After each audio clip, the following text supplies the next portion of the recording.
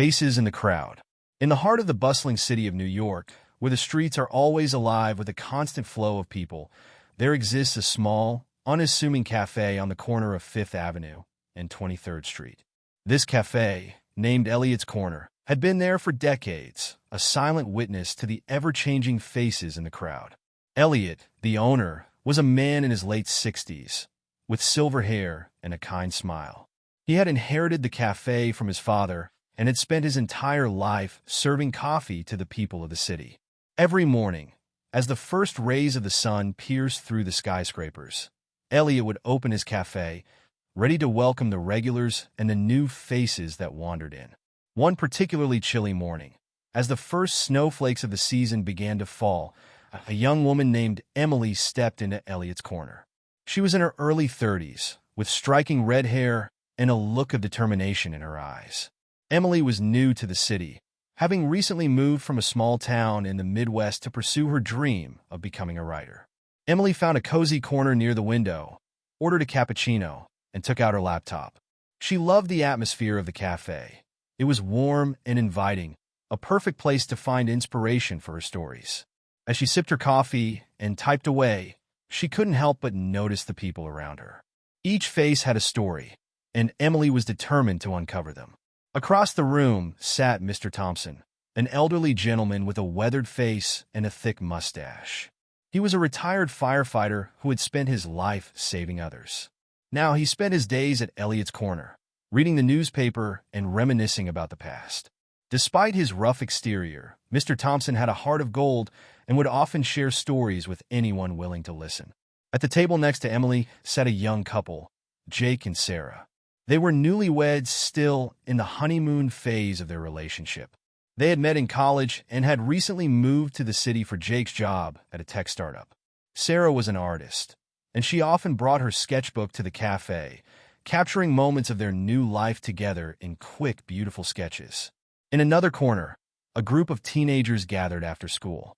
They were regulars at the cafe, often studying together or just hanging out. Among them was a boy named Alex, who had dreams of becoming a musician. He would sometimes bring his guitar and play soft melodies, filling the cafe with his music. As the days turned into weeks, Emily became a familiar face at Eliot's Corner. She got to know the regulars, learning their stories and sharing her own. She found inspiration in their lives, weaving their experiences into her writing. Each person she met added a new layer to her understanding of the city and its people. One day, as Emily was typing away, Eliot approached her with a cup of tea. "You know, I've seen a lot of faces come and go over the years," he said, his eyes twinkling with wisdom. "But there's something special about the way you see people. You have a gift for capturing their stories." Emily smiled, grateful for the compliment. "Thank you, Eliot. This place has given me so much inspiration. It's like a hidden gem in the middle of the city." Eliot nodded. "That's exactly what it is. And people like you, who take the time to see beyond the surface, are what make this place truly special." As winter turned to spring, Emily's book began to take shape. It was a collection of stories about the people she had met at Eliot's Corner, each one a testament to the resilience, love, and hope that existed in the faces of the crowd. She titled it Faces in the Crowd, a tribute to the cafe and the people who had unknowingly become a part of her journey. On the day of her book launch, the cafe was filled with familiar faces. Mr. Thompson, Jake and Sarah, Alex, and many others gathered to celebrate with her. Eliot beamed with pride as he handed out copies of the book, each one signed by Emily. In her speech, Emily thanked everyone for their support and shared how Eliot's Corner had become more than just a cafe to her. It was a place where stories came to life, where strangers became friends, and where she had found her voice as a writer.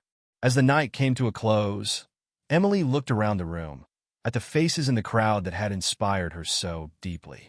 She realized that in the vast, ever-changing city of New York, she had found her own little corner of the world, filled with stories waiting to be told.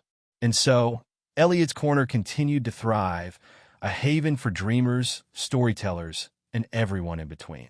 The faces in the crowd would come and go, but the spirit of the cafe remained, a constant source of inspiration and connection in a city that never slept.